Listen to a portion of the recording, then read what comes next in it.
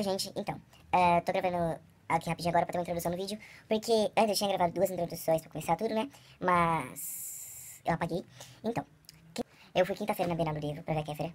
Eu fiquei, depois eu vou mostrar, no final do vídeo eu vou mostrar todos os livros e todos os autógrafos.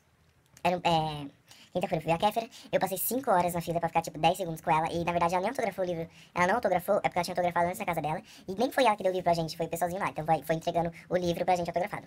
E tipo, eu abracei ela, tá tudo mais, tirei foto, tudo, aí tá, eu fui embora, depois passei tipo 10 segundos com ela, mas foi legal.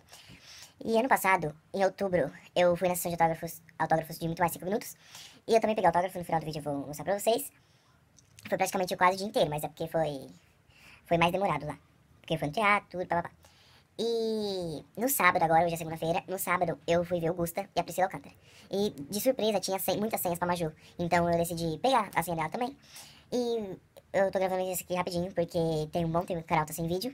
Então é isso, agora eu vou mostrar os livros pra vocês e os autógrafos que eu tenho. Tchau!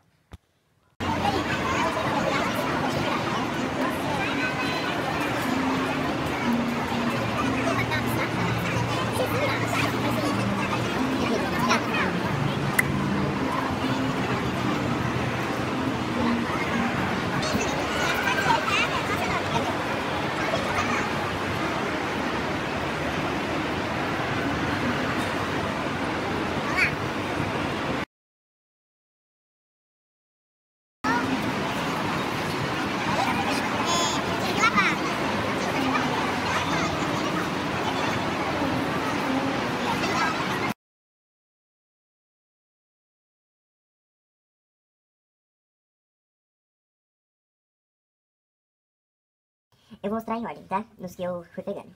Bom, esse é o livro, muito mais 5 minutos. Foi em outubro do ano passado, e aqui que tá o autógrafo. E esse também, ela não autografou na hora, ela autografou na casa dela e foi entregue pra gente o livro.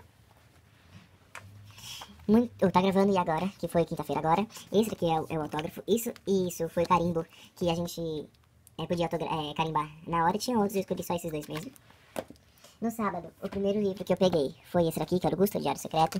Aqui tá o autógrafo, ele autografou na hora. Gabs, um abraço e Gusta. Ele falou assim que ia colocar Gabs porque era mais indígena. Depois eu vi a Priscila Alcântara. E ela também autografou como Gabs, tá? Gabs, beijos, Pri. Veio um pôster, veio com o livro, um pôster dela. Mas aí aqui, né, inteligência, esqueceu de pedir pra ela autografar. E eu também peguei o marca-página que tá marcando, que eu tô no meio do livro já.